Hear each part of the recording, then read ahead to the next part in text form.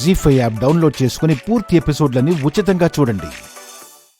స్వామి, మీరే చెప్పండి, పళ్ళరసంలో విషం కలిపిందెవరు? చెప్పండి. మీకు మహత్తరమైన శక్తి ఉంది కదా, దానివల్లే నన్ను బ్రతికించారు కదా. అలాగే విషం కలిపిందెవరో చెప్పండి, వాళ్ళ అంతు చూస్తాను. నువ్వే నువ్వే నువ్వే నువ్వే నువ్వే నువ్వే నువ్వే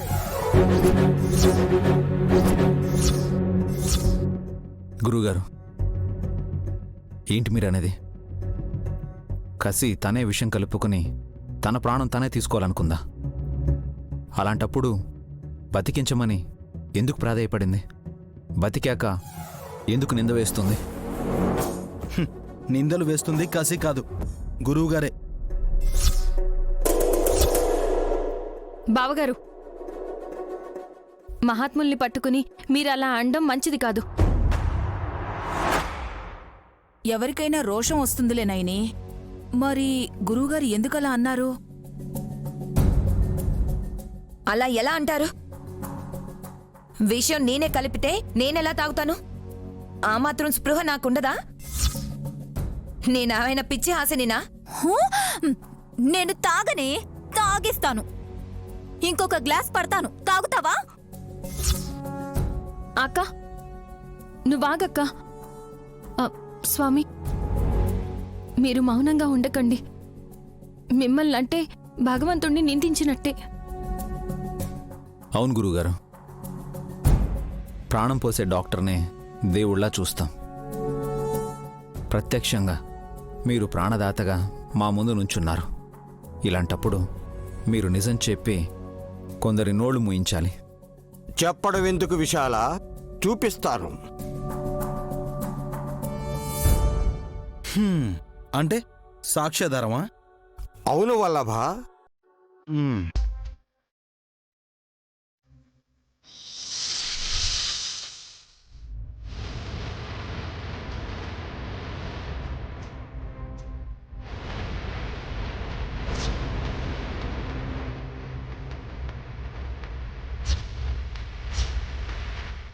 స్వామి, ఇది నేను పాలు పట్టి నాగయ్యకి ఇచ్చాను. కాని నాగయ్య తీసుకెళ్ళలేకపోయాడమ్మా.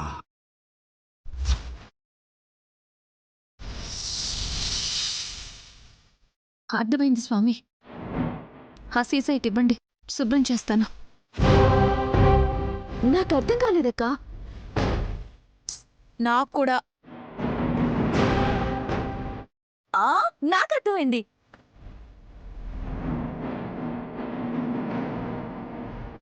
ఏంటమ్మా? అర్థం కాదు అని. నైనికి అర్థమైతే చాలు. ఈ అమ్మాయికి అర్థమై ఉంటుంది.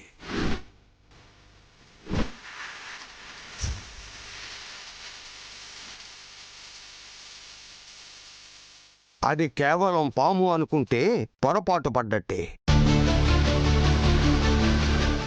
తల్లి పరమేశ్వరి బంటు అది.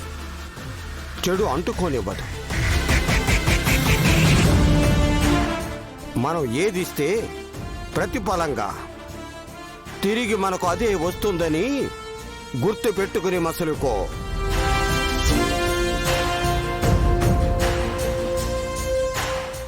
అమ్మా నైని, స్వామి, 3 రోజుల పాటు రణపాల ఆకును, తిప్ప తీగను, గానుగాకుని, తమలపాకుల్ని కలిపి కషాయం చేసి 3 రోజుల పాటు తాగించండి. అలాగే స్వామి. శుభం భూయా.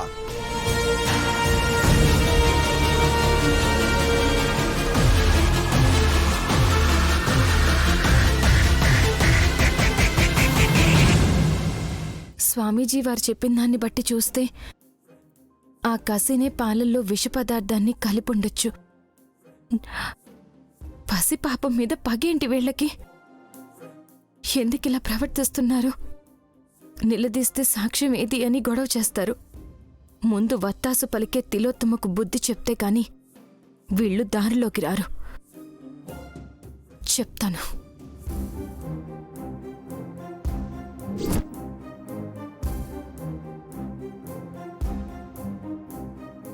నైని నువ్వు ఒక్కదానివే ఉన్నావా?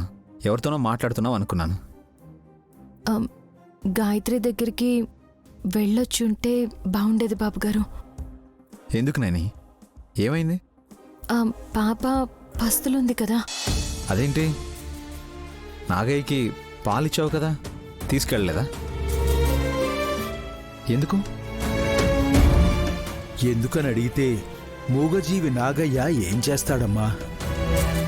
పొద్దున్న నీ మేనకోడలికి పాలు తీసుకురాపో అనగానే క్షణం ఆలస్యం చేయకుండా వెళ్ళాడు. అరగంటలో తిరిగొచ్చేవాడు, కానీ గంటైనా రాలేదు.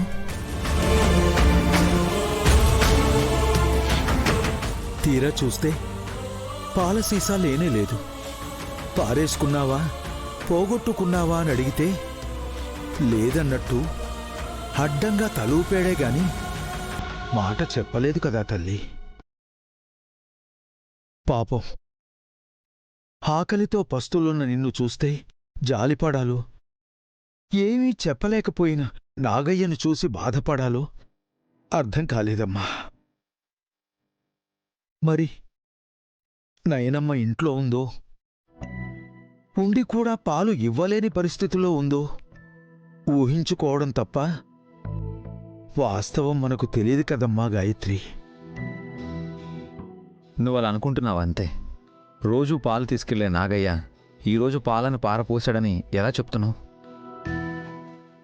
అంటే బాబుగారు, ఆ పాలు బాగోలేవేమో అని. అమ్మ పాలు బాగుండవని భగవంతుడు కూడా అబద్ధం ఆడలేడు నాయని. నువ్వు అలా అనడం ఆశ్చర్యం, అనవసరం కూడా.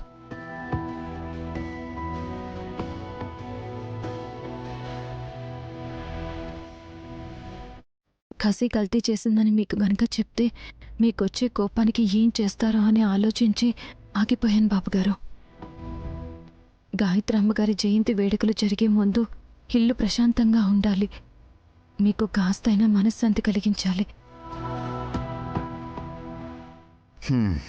నైని, నువ్వు ఇంకేం ఆలోచించకు.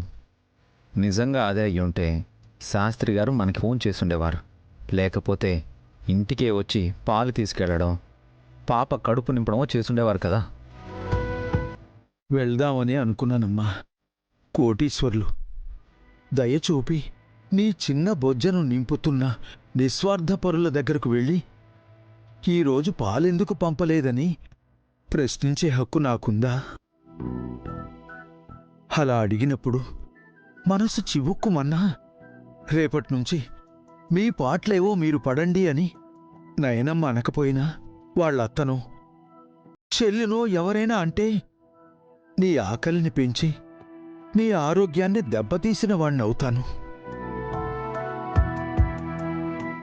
సరేలే, ఇలా కబుర్లు చెబుతూ ఉంటే ఆకలితో ఉన్న నీ కడుపు నిండుతుందా? అమ్మవారి దగ్గరికెళ్ళి కాసింత బెల్లం ముక్క పెట్టి నీ ఆశీర్వాదం అమ్మా అని దాన్నే పొడి చేసి రవ్వల కింద నీ నోటికి అందిస్తాను. ఈ పేద తాతయ్య అంతకన్నా ఏం చేయగలడు తల్లి? ఈ రోజుకి నన్ను మన్నించు. జీ5 యాప్ డౌన్లోడ్ చేసి అన్ని ఎపిసోడ్స్ పూర్తి ఉచితంగా చూడండి.